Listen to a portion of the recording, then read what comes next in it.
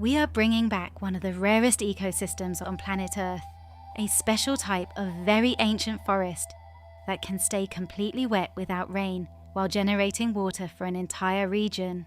And its home is somewhere you would least expect, right here in the immense, rugged terrain of the Andes. This is a vertical world where ancient civilizations achieved the impossible, building stone terraces and complex water networks that communities still rely on today. But these ancient systems can only function if the water cycle above them is complete. And right now, the very source of that cycle is breaking down, which is why we are partnering with a local community to fix it. The loss of this ecosystem is triggering a severe crisis. Temperatures in the Andes are rising at nearly double the global average, pushing the rainy season back by weeks and drying out vital wetlands. These high-altitude pastures are the lifeblood of local communities, the sole source of their income, textiles, fertilizer, and food. The answer to turn all this around is the restoration and reforestation of these ancient forests. But how exactly does a forest stay wet without rain while sustaining an entire watershed? And how can the impossible task of regenerating an ecosystem in this harsh, high-altitude climate actually work? To understand how we turn this around, we have to travel to up to 4,000 meters above sea level to the high plains of Patakancha. And to do that, we met with Daniel, a leader in the community there, who took us to see how families still live and farm in deep harmony with the mountains, just as their ancestors did thousands of years ago.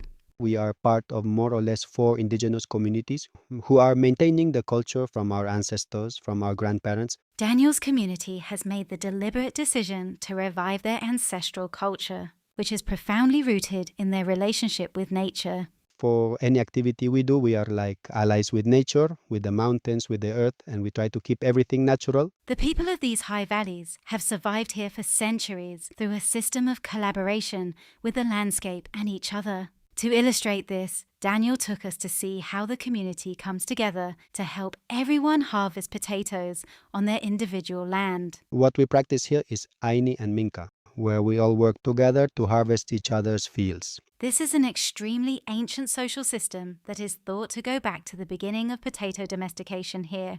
It's like today we work in your field and tomorrow we work in my field. That's Aini and Minka. Higher up the mountain, they graze llamas and alpacas, which are an essential form of income. However, their entire survival relies on these high-altitude lakes and these wetlands made by the forefathers of the Inca to feed their livestock and sustain their way of life. This lake was made by my ancestors a long time ago, so there would always be water here. But these ancient wetlands are drying up. The water is vanishing. Where I am standing, there used to be water, but every year it is going down and there is less and less. And reversing this crisis requires doing something that sounds completely impossible. But before we find out, Daniel showed us the ruins of a town destroyed by the Spanish, where the Incas retreated to, before they eventually disappeared into the Amazon. The tragedy about this magical place is that it used to be a high-altitude cloud forest, which is now one of the rarest types of forest on the planet. The Andean Polylepis cloud forests are extremely ancient. Their lineage evolved millions of years ago alongside the rising Andes mountains. They were incredibly efficient at producing water without rain. So we went to see one of the last remaining pockets of these forests to find out how they are able to generate so much water. A crucial feature of these forests are their unusual type of plants, which live symbiotically amongst the moss and lichens on trees, called epiphytes. This abundance of plants growing on the trees is the key to why there is so much water here, because the epiphytes, moss, and lichens all intercept moisture directly from passing clouds and mist, which condensates on the plants and drips down into the earth, replenishing the ground. But the most mind-blowing secret of this forest is completely invisible. It's hidden underground, because normally a forest stores carbon in the wood of the trees, but here at high altitude, fallen organic matter decays so slowly, it creates a massive living sponge that can be up to 3 feet deep. It stores more water and locks away carbon more permanently than conventional tree plantations that hold less than 5% organic material, whilst an ancient Polylepis grove can reach up to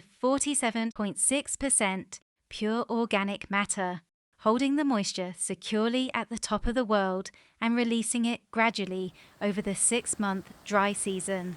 This wealth of plants and water supports an incredible biodiversity, including endangered species, and is home to 15% of the world's land-dwelling animals. But these forests aren't just historical remnants. They are a living solution to stop and reverse a looming climate crisis. Research reveals that up to 80% of the rainfall across this region is generated by these last remaining forests, which have been compressed to just 3% of its original territory. However, the cloud forests in Daniels Valley were completely cleared by the Spanish for silver mining, construction, and to prevent rebel Inca communities living secretly like Robin Hood in the woods. Before the Spanish came, there was a big forest here. One day I hope to grow the forest back so there is more water here for my community and the communities below us. Today, these high-altitude plains are a biological desert and an ecological shadow of their former abundant past, which is why we are starting a reforestation and wetland restoration project with Daniel and the community to bring back the abundant ecosystem that belonged here. Because the topsoil has been degraded for centuries, native Polylepis tree seeds can no longer germinate on these exposed slopes. To break this bottleneck, our first step is to establish a community-managed nursery in the village. But we aren't just planting a single species. We are cultivating a diverse ecosystem of native trees, high-altitude shrubs, and understory plants to completely rebuild the living soil sponge. And we really need all the help we can get. So if you are interested in helping support that, check out the link in the description below.